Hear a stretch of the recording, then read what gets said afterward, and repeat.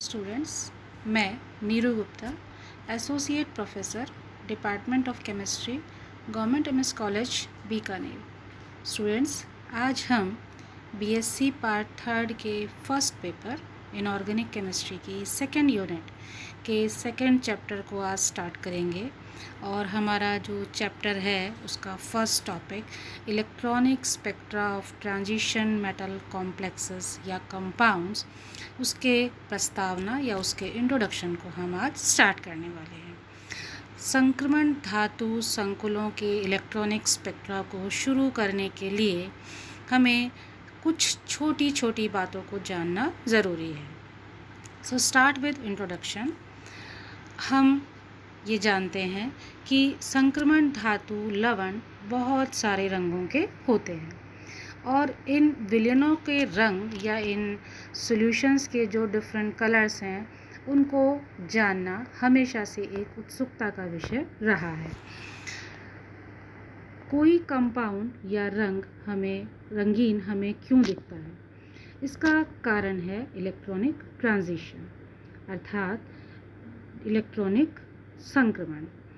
रंगों की प्राप्ति और परिवर्तन का जो कारण है उसके पीछे का तथ्य है कि वह यौगिक प्रकाश के दृश्य क्षेत्र से अधिक ऊर्जा का अवशोषण करे तो लौटी हुई किरणों को आँख से टकराने के कारण वह पदार्थ हमें रंगीन दिखाई देता है।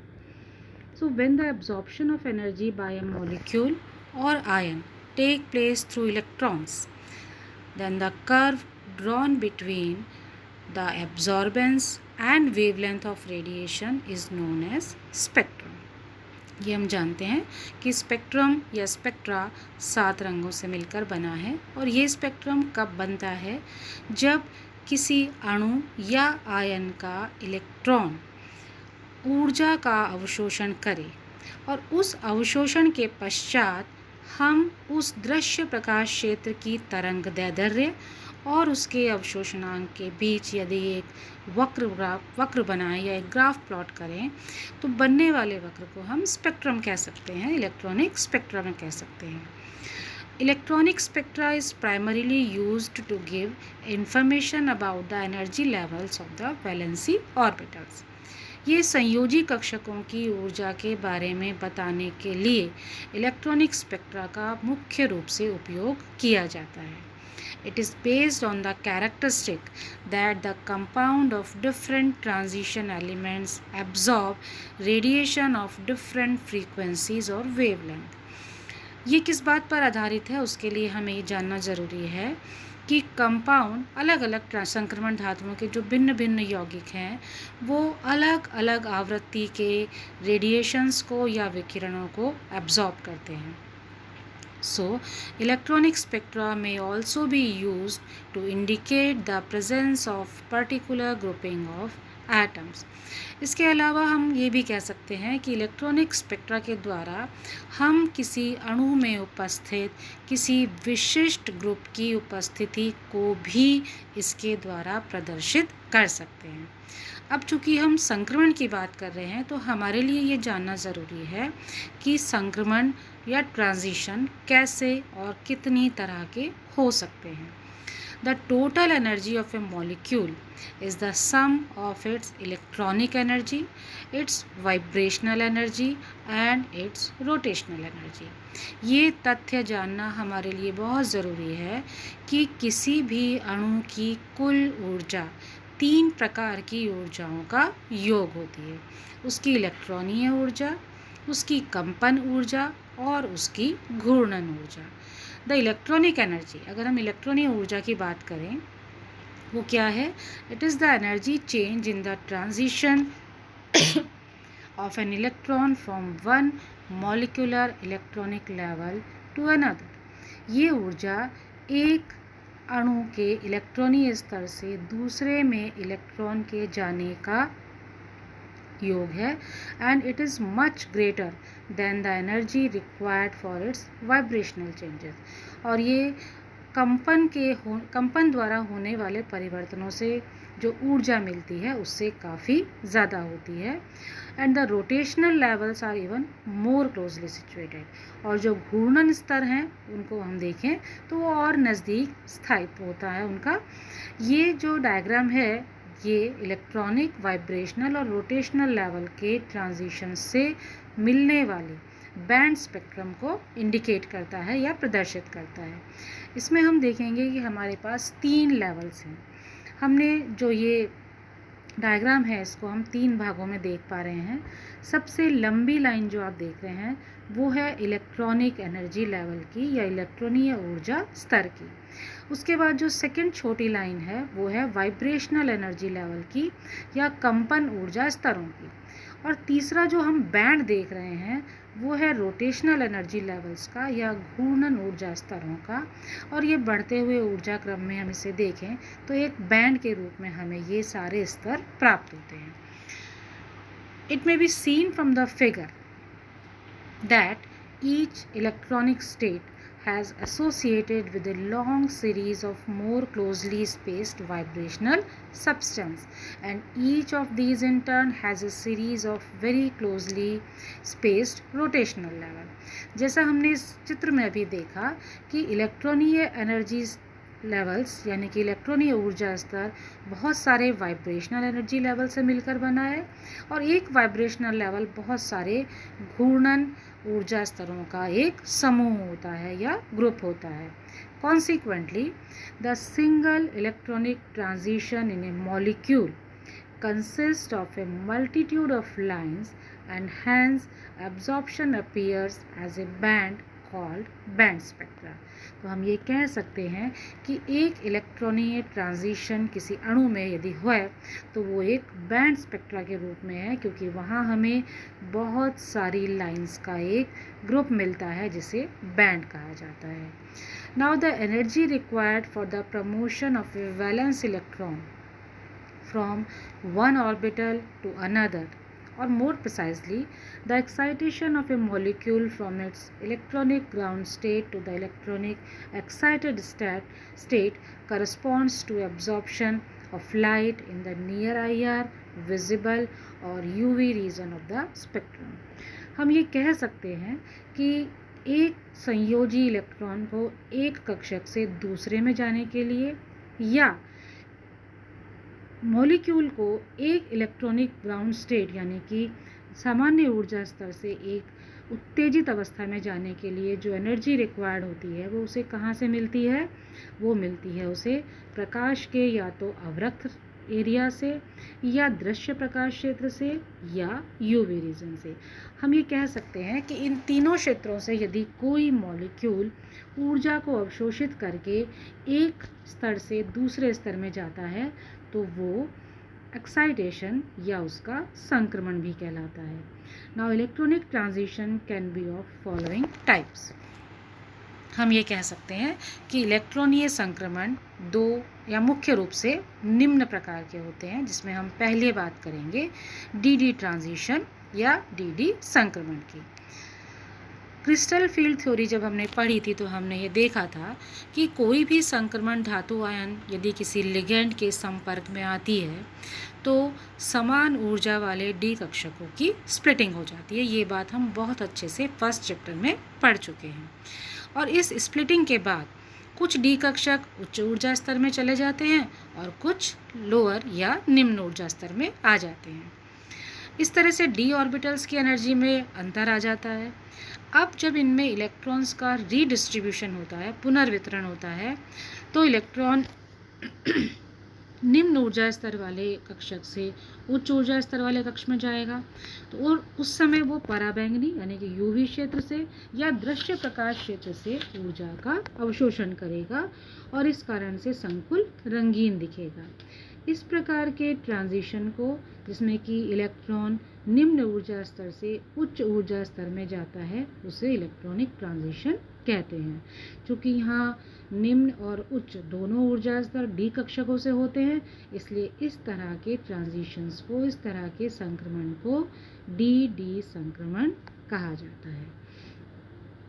ये हमारा एक छोटा सा जो इंट्रोडक्शन डी ट्रांजिशन था, इससे आप ये समझ पाएंगे कि यदि d ऑर्बिटल्स में इलेक्ट्रॉन्स उपस्थित हैं तभी वह संक्रमण होगा और वो संक्रमण इलेक्ट्रॉन्स के ट्रांजिशन के कारण उस कॉम्प्लेक्स को रंग प्रदान करेगा। अब यहाँ एक बात आपके लिए जाननी बहुत ज़रूरी है, वो ये कि यदि हम डी ट्रांजिशन की बात कर रहे हैं तो हम ये कह सकते हैं कि यदि लिगेंड भी समान है और अणु की ज्यामिति भी सेम है तो जिसका विन्यास D0 है या D10 है, अर्थात जिनमें अयुग्मित इलेक्ट्रॉन्स नहीं हैं या पूर्ण रूप से युग्मित हैं, वे सामान्यतः रंगहीन होंगे क्योंकि वहाँ डी संक्रमण की कोई संभावना नहीं होगी। तो इस तरह से हम डी ट्रांजिशन जो कि बहुत वीक इंटेंसिटी के साथ होते हैं, हम विजिबल IR और UV रीजन में इलेक्ट्रॉन्स के एक्साइटेशन को इसके द्वारा समझा सकते हैं। दूसरी तरह के ट्रांजिशन जिसकी हम बात करेंगे वो है चार्ज ट्रांसफ़र ट्रांजिशन या आवेश स्थानांतरण संक्रमण। These are the transitions in which electron is transferred from one atom to another. इस तरह के संक्रमण में इलेक्ट्रॉन एक अणु से दूसरे परमाणु में ट्रांसफ़र करता है या स्थानांतरित होता है। This is accompanied with the transfer of charge from one atom to another within a molecule. तो ये जब ट्रांसफ़र या स्थानांतरण होता है तो ये अणु के अंदर ही एक परमाणु से दूसरे परमाणु के मध्य होता है। The charge transfer can be from ligand to metal और मेटल टू लिगेंड। यहाँ दो तरह की संभावनाएं हैं कि ये स्थानांतरण या तो लिगेंड से धातु की ओर हो अथवा लिगेंड से धातु की ओर हो या धातु से लिगेंड की ओर हो। The UV bands are intense. यहाँ भी चूँकि ऊर्जा का अवशोषण होगा तो यहाँ बनने वाले बैंड्स की इंटेंसिटी या तीव्रता अच्छी होती है या ज़्यादा होती है। They are associated with the transfer of an electron from one atom to another and so are called charge transfer bands. यहाँ इस इलेक्ट्रॉन के ट्रांसफ़र से जो कि एक परमाणु से दूसरे परमाणु में हो रहा है बनने वाले बैंड्स को चार्ज ट्रांसफ़र बैंड्स या आवेश स्थानांतरण बैंड कहा जाता है। The energy of a transition delta E is the position of an absorption band in a spectrum is directly related to the frequency, wavelength and the wave number of radiation in accordance with the equation following. यहाँ जो ऊर्जा है इस संक्रमण की वो किससे relate करती है, किससे संबंधित है? उसकी आवृत्ति से, उसकी तरंग दैर्ध्य से और उसकी तरंग संख्या से। और इस इक्वेशन या समीकरण को हम इस प्रकार लिख सकते हैं, delta E is equal to E2 minus E1, it equals to H nu, it equals to hc upon lambda and it equals to h nu bar c। यहाँ E2 है एनर्जी ऑफ अपर स्टेट यानी कि उच्च ऊर्जा स्तर की ऊर्जा, E1 है एनर्जी ऑफ लोअर स्टेट निम्न ऊर्जा स्तर की ऊर्जा, H प्लैंक कांस्टेंट प्लैंक स्थिरांक है, लैम्डा तरंग दैर्ध्य है, V बार वेव नंबर या तरंग संख्या है and C is the velocity of light यानी कि प्रकाश का वेग है। In molecules where bonds between atoms are formed by the overlapping of atomic orbital, the lower state is generally filled by bonding pi or sigma molecular orbital or a filled non-bonding orbital, whereas the high energy state is an empty anti-bonding means sigma star or pi star. The anti-bonding orbital is designated by an asterisk. ये जो transition है हम मुख्य रूप से कह सकते हैं कि जब ट्रांजिशन होंगे तो इनमें 3 तरह के कक्षक भाग लेते हैं। सबसे पहले वो कक्षक हैं जिन्हें हम बॉन्डिंग मॉलिक्यूलर ऑर्बिटल्स कहते हैं और हमें उन्हें सिग्मा या पाई से प्रदर्शित करते हैं।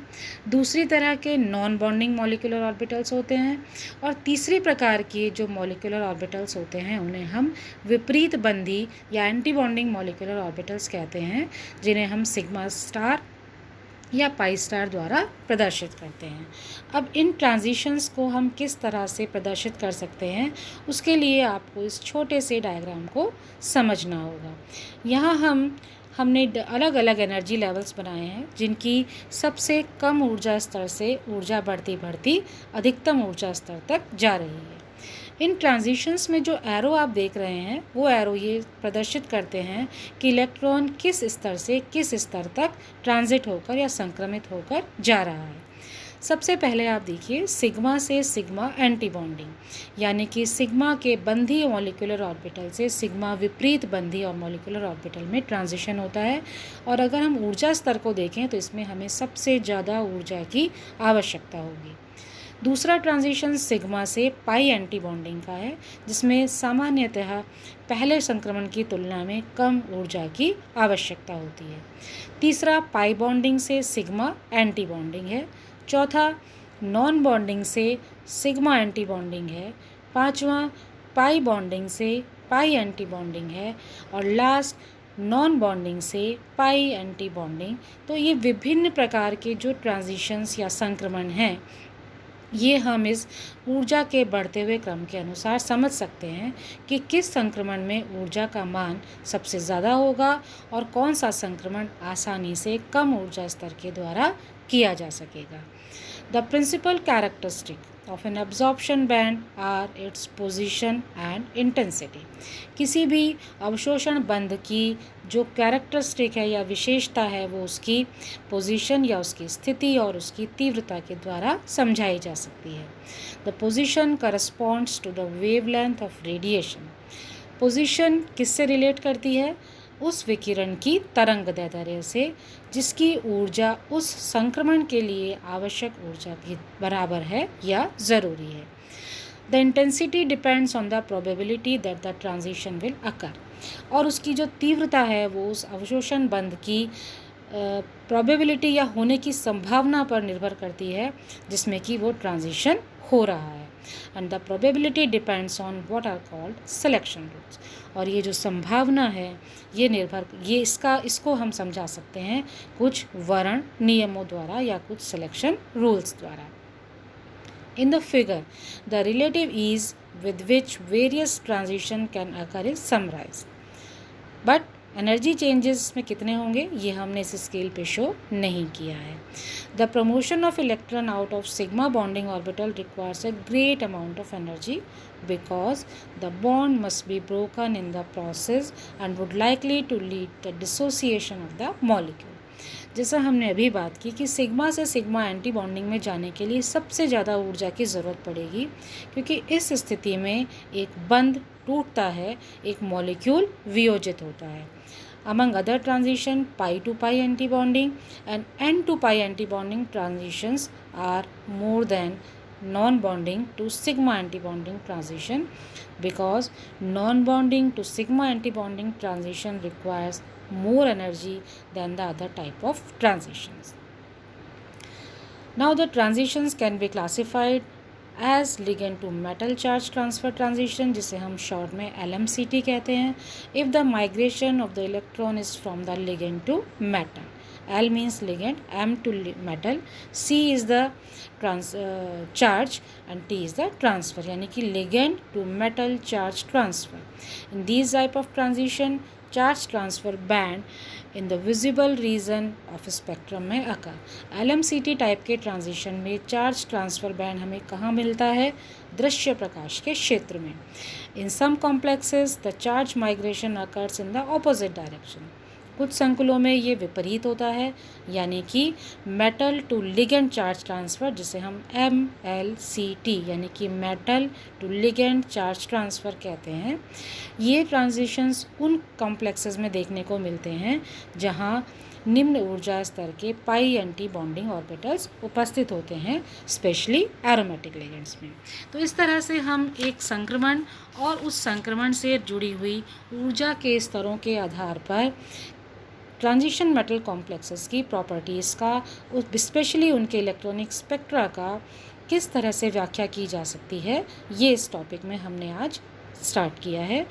नेक्स्ट लेक्चर में हम डीडी ट्रांजिशंस के लिए जो सिलेक्शन रूल्स हैं, जो चयन नियम या वर्ण नियम हैं, उनकी बात करेंगे। Till then, thanks.